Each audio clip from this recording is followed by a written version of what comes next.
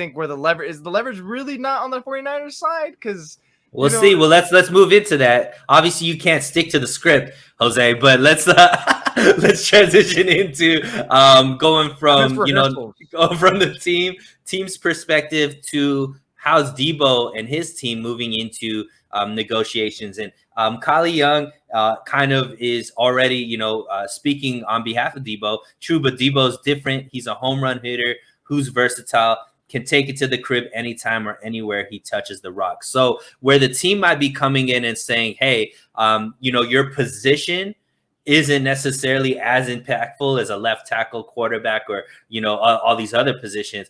Deebo's team is probably coming in and saying, all right, that's cool for a wide receiver, but I'm a wide back, right? So the way that I've carried this offense, I am just as impactful. In fact, I may be more impactful than any other person on this offense. So, Jose, now let's go. You were already kind of going down that lane. Now you're on Deebo. You're representing Deebo. You're coming from Deebo's perspective. What is his negotiating tactic when he's going to the 49ers front office, talking about why he deserves the type of money he's demanding? Yeah, it's exactly that. It's like, great. Like, those are impactful positions, and those players are really, really great players, really good players that, if the Niners would just spew them out, look, these are the numbers. But hey, like, I'm just not your simple running back. I'm not your simple wide receiver.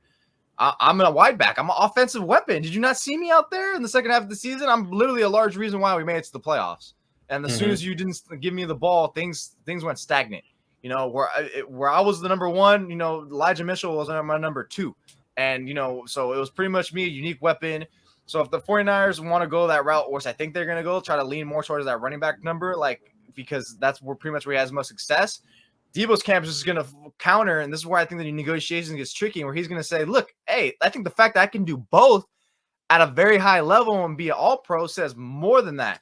And where I think they're going to flip it on them when the 49ers are going to try to touch up on the running back is Deebo. Drew Rosenhaus is going to be like, I didn't get an all-pro for running back. Where's my all-pro for running back? I got all-pro wide receiver, bro. I got all-pro wide receiver. I got the stats for it. Even though we weren't winning the first half of the season, was that because of me? You're going to blame me because I was doing my job at a high level? That's great. You moved me. You made one move. And where I can get the ball in my hands at the line of scrimmage, behind the line of scrimmage, and I made the most of it. So pretty much everything you threw in front of me, I made the most of it. Hence why I'm worth almost, if not the same or more, as those guys that are getting paid right now. Yeah, and I mean, if I'm Deebo, I'm coming out and being like, look, my rookie season, I played 15 out of 16 games. I had over 800 yards receiving in my rookie year, right? My second year, I was training and I had an injury. Clearly, that is something that happens. It wasn't because I was off doing something reckless. I was training. I was working to get myself in shape. And that's why my second season wasn't the way that, we wanted it to be. My third season in the league, which was this last year, I played, I missed only one game. I had over 1,400 yards receiving. I had over 8 rushing touchdowns, and I basically carried this offense. I left everything on the field. So I've proven that I'm able to stay healthy. I've proven that, I've been able to progress year after year after year. And what would this offense have been if it wasn't for me? I was there to fix the running game when the running game wasn't working well. I was already fixing the passing game when the passing game wasn't there. We weren't able to move the ball unless I was involved. So why? And you already had me on a rookie contract last season. Yet I was more impactful than anybody that you paid big money for. Now you're asking me to go into my fourth year, making, I think, what is his contract? He's a second round draft pick, so I think it's around $6 million a year, probably $6 million, something like that.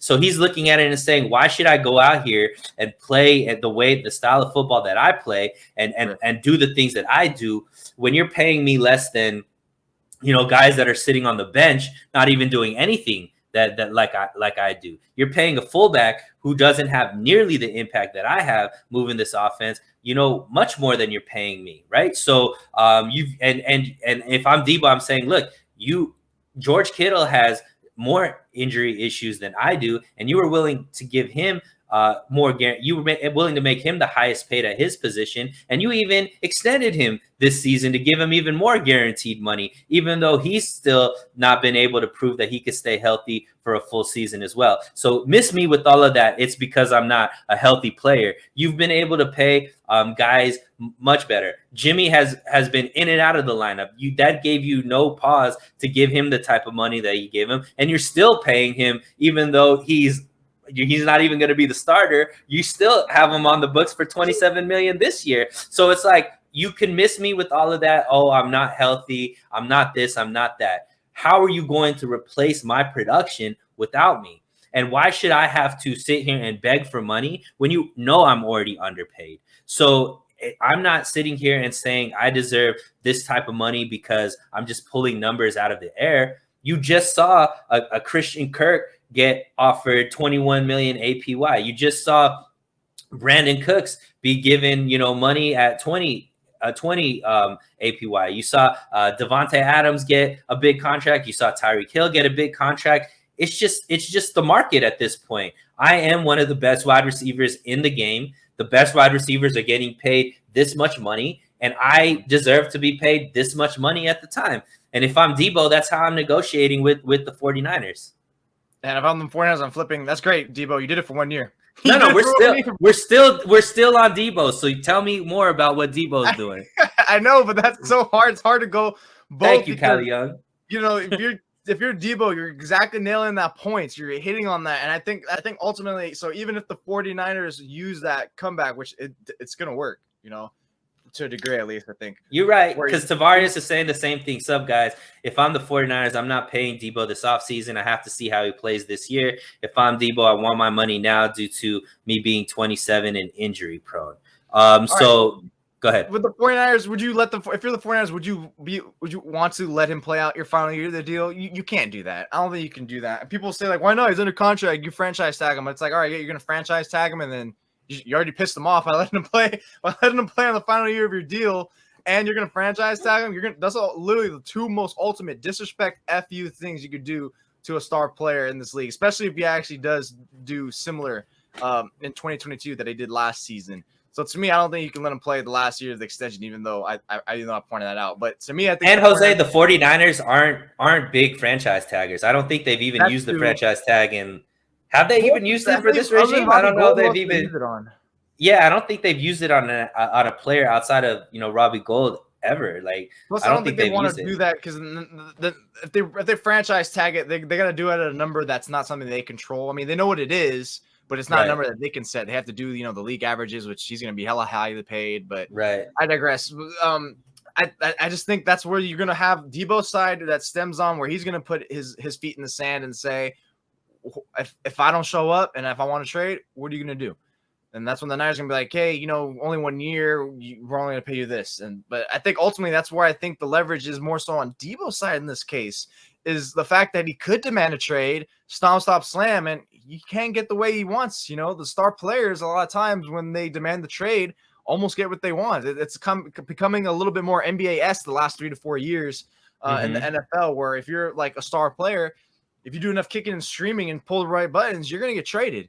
And I mean, the 49ers, I don't think you have to do much. I don't even think you need to do that. I just think that you need to hold on to your stance about what you're worth, like DeForest Buckner did, and that's all you need to do is to get traded, because then the 49ers know, like, all right, he doesn't want to play under this. I mean, they could just say like, oh, this catches bluff, and let him play it out, because they could kind of do that. But then are you going to want that, maybe not distraction to be the word, that drama, whatever, that that's lingering over you with him, that little ill will? Are you guys going to be able to swallow all that struggle and the negotiations in the off season to be able just to focus on the goal at hand? I think that's why teams want to get those extensions done by training camp. So that way, all right, we're not thinking of it anymore. The off season's over. We got one goal, no money, nothing. That's it. That's why extensions in general don't really get too done often in the middle of the season when someone's entering the last year of the deals, because we're focused here. So Deebo's side is pretty much, I think that's where he has the advantage is, man, it's like, yeah, don't pay him that. And I'm on the side of like, he's not worth that. He's only had 1 year. So I'm on the 49ers side of that. But who are they going to? There's no one in the draft. You're going to be able to find that, that impact.